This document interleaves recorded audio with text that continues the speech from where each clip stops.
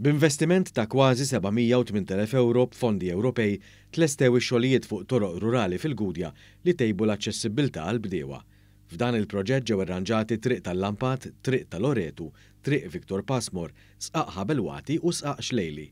L-istat li kienu fih kien qed joħloq problema ta' aċċess għal bdiewa raħala li għandhom l-eliqi u l-irsiet tagħhom fl-inħawi.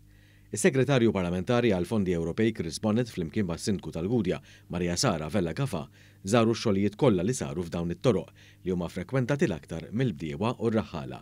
Is-Segretarju Parlamentari Bonnet qal li bl-investiment ta' 22,500,000 euro mill-Fond Agrikolu Ewropew għal Żvilupp Rurali issa kważi tlestew ix-xogħlijiet fuq 160 triq rurali. Diġà saru valur ta' 19.6 miljun xogħol permezz tagħha li bihom irranġajna 160 triq ġewwa Malta u għawdex triq rurali u l-ammont totali huwa 22.5 miljun li sal-aħħar tas-sena sa nkunu investejnihom kollha. L darb'oħra l-Gvern laħaq it-target tiegħu li l-fondi Ewropej jużhom kollha kemm huma. Is-Segretarju Parlamentari qal il-Gvern huwa impenjat li bil-programm il-ġdid ta' fondi Ewropej sal-2027 se jkompli jtejjeb aktar toroq rurali bil-għan li l-bdiewa u r-raħala jkollhom infrastruttura aħjar. Barra minn hekk ikomplu jissebħu żoni bħal dawn li jikkumplimentaw iż-żbuħija tal-art agrikola.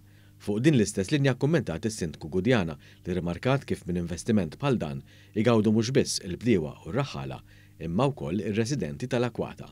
Hija qalet li permezz tal-istess fond il-Kunsilli benefika wkoll biex isiru saħansitra aktar toroq. Permezz ta' dawn il-fondi l-Kunsill Lokali tal-Gudja ra li investa fit-toroq rurali. Ridna li nagħtu aċċessibilità aħjar lir-residenti kif ukoll lil dawk li għandhom l-eliq tagħhom f'dawn l-inħawi. Aħna ridna li jkunu jistgħu jitgawdew anke dan il-pajsaġġ naturali jitgawda minn kulħadd.